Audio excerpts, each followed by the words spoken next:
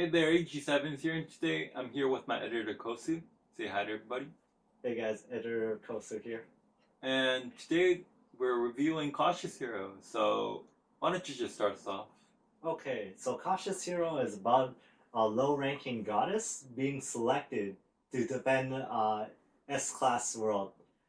So during her character selection or hero selection, she stumbles across this one resume where the hero's stats were all like overpowered and stuff right from the very beginning, and she decides to summon him. Um, Fortunately for her, the hero's OP.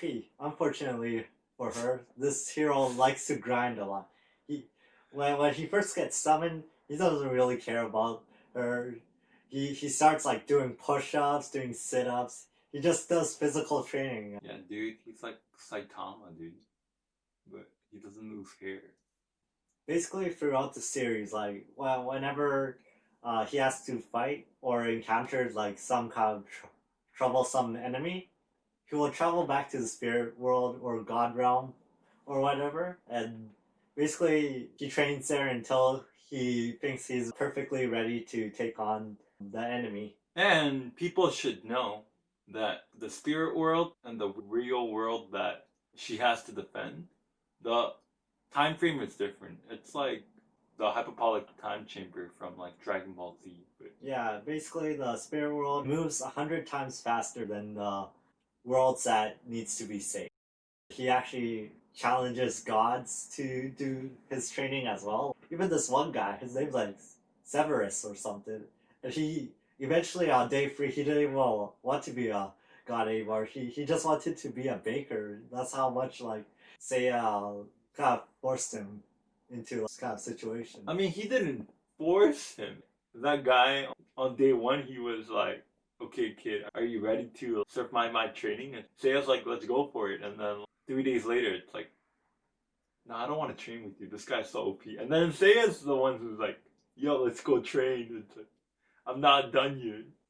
Yeah, throughout the series, basically when he had enough training with one god, he'll just go to another god, like that god who was banned from like the main god realm, and she had to go to like the garden or something where Seiya learned his like 7-shot arrow shot or something like that, and also he learned the most ultimate move from apparently the most powerful god in that realm, the Gate of Valhalla, which basically you have to sacrifice your life after using it. If you sum it up, it's basically like an overpowered guy coming to this world, trying to save the world, but he's too cautious, so he's not like the other heroes. He's not like Kirito who will battle against like any enemy.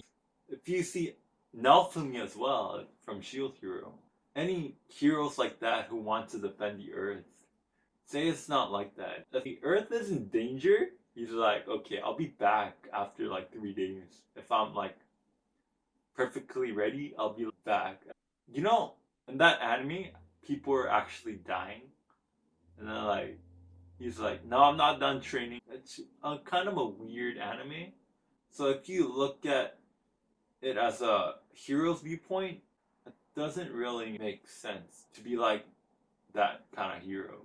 But if you move on to the story, like further into the story, you'll see why Seiya's that cautious. Yeah, after like episode 11, I'd say like at episode Yeah, 11 and episode 12, you'll learn the real truth about Seiya. He was actually once summoned before as a he wasn't overcautious before. He was just like a happy-go-lucky. He just wanted to rush through the entire journey just to settle down with the now reborn goddess, which used to be his past lover, and they were about to have a child. They just wanted to end the demon king, but in that world, he messed up by not going to one important village that had like extra information about the demon king, and basically the demon king had 2 lives, so he came back to life and like ate the goddess and became even more powerful, and then defeated the hero. Then now that he's summoned back again, I don't know how, but his memory got erased. It's like, okay, your memory has to be erased. Yeah, but So basically, somehow his past self gave his now current self basically a note that tells him to be so cautious that no matter what, just make sure like everything's dead. I gotta admit that Cautious Hero lives up to his name. Everything he does, even if he eats, it's like, okay, you eat first because it might be poisonous, and I don't want to be poisoned. For my opinion, when I first watched like 2 episodes, I think, or 3, like it was very slow because he was going to the God realm so much when he was supposed to be saving the other people of the other world, but like he went to the God realm so much and doing like this kind of workout and leveling up. For me as a viewer, it was kind of slow. What do you like about Cautious Hero? What were the pros in your opinion about Cautious Hero 7? The pros are you might disagree with me, or like a lot of people might disagree with me, but I think the pro is before he was summoned, being that cautious. He was very outgoing. He was like his party almost died in that before he summoned, like before he faced the Demon King. His risk taking is kind of reckless, but I actually like that concept. It's like he had this idea of if I don't do this, then who will do it? I like the early Seiya. The previous the previous Seiya before he got cautious. So it was more of a intense. It's like he might lose or he might not survive. But the new Seiya, like he's way too OP. Like even if he's like 10 levels higher than the opponent, he's like, okay, I'm not ready yet. And then now he goes back to the God realm. I'm like, wow, that's what the hell, dude? That's so stupid. You know? But the old Seiya, on one point, like his party almost dies, so it was kind of bad. But the other point is because of that, you get excited.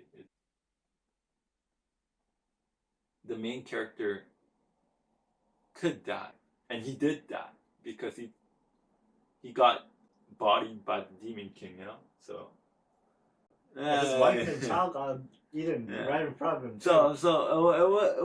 It was a bad experience for Seiya, so that's why he got cautious. But I like the old Seiya better. Time to go over to my pros. So basically, what I like about Seiya is oh my god, he grinds a lot.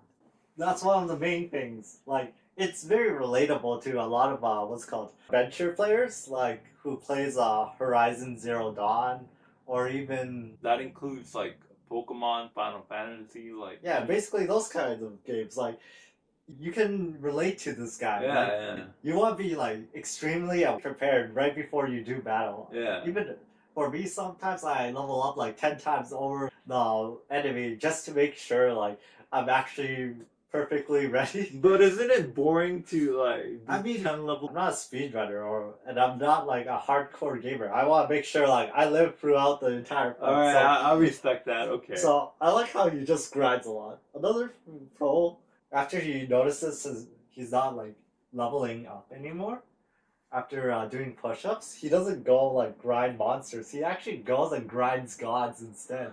If there's anyone stronger than him, then he'll train with them until like he's stronger than them, and then like he'll move on to another god and another god. And then for the third one pro I like about him is he tries to shoulder everything. He tries to make sure no one else in his party actually gets hurt.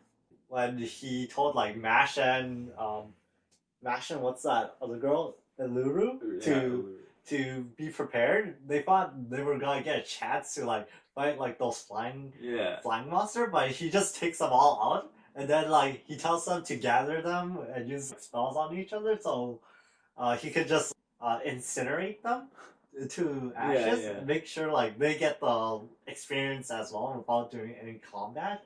Even that one scene where Iluru, she was going to be sacrificed as the weapon to defeat the Demon Lord. Yeah. He defends her. He defeats that Dragon Queen or Yeah, whatever. yeah. And then he fakes out all the other guys by saying, "Oh yeah, this is the holy soul.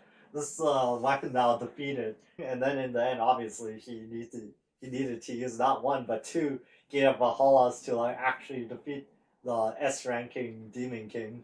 Now, without- before you go any further, Gate of Ahala is, if you use it, you die. You know, it's a trade-off. yeah, you basically, trade so, your soul for yeah. it, unless you're a god. And then like that one god, she like had ecstasy from using it. She's a masochist. She just loves using it, I guess. But yeah, after Seiya used it, then he got erased just like that. He has good intentions, but he doesn't really like tell people about it in fear that they might Yeah, like he get doesn't show concerned emotions. about him. Alright, moving on to the cons. You want to share yours, Sevens? My cons is that you said Seiya protects people, right? Yeah. So that's why he never lets them fight. Yeah. But like the opposite, it's like they never get experience. Like for me, Seiya should have let them fight to get the experience they need. But he never did, you know? He's like, I'll take care of them. And then like the other two has no character development because Seiya's too strong. I mean, I feel like they actually like leveled up I or mean- the cleaning up. I mean, yeah, Yes, but, they cleaned up, yeah, that's true, but they I'm never. pretty sure that they still get experience. Yeah, if yeah, they but clean like up. as a viewer, it's like I want to see them fight. I want to see they train too, you know. Like, they train with the gods as well. I want to see them fight too, but like they don't fight because Seiya's too strong. So it was kind of disappointing that that their training is unshown, I guess, as much. So that part was kind of disappointing for me. Feel free to disagree if you want to, but that's my opinion. And the other thing is that he grinds a lot. Like half the episodes, I could say half the episodes is him grinding and me just watching him do push-ups. And like this cautious Seiya, this intensity of the anime gets erased because like he's too strong for everybody. He gets rid of everybody really quickly, so you don't feel any kind of like danger. You feel like, okay, he's just gonna train and he's gonna beat everybody. I hate to like go back to Dragon Ball, but it's a perfect example. So if you watched like the Resurrection F movie, there was Beerus and there's Whis and there's like Goku and Frieza fighting. It's like, okay, they're fighting, but like I didn't really get intense because Beerus likes the Earth. He wants to protect it. So if Goku and Vegeta gets taken out, then Beerus would take care of them. If you're too overpowered, I lose the interest of watching the anime. So that was one problem that I had with Cautious Hero. So that was one of the biggest problems. That's what I'm saying. So, but other than that, yeah, that's it. After that, everything was solid. Everything was explained, so it was kind of good. So onto my cons of Cautious Hero. As you just mentioned, the guy is overly cautious. Yeah, yeah. One thing about him being overly cautious is sometimes he drags in Drags out the story drags so long. no, not drags out the story too long. He drags other people in and they get involved as well. Like the townspeople. The first time he was fighting the some kind of demon king servant. That girl.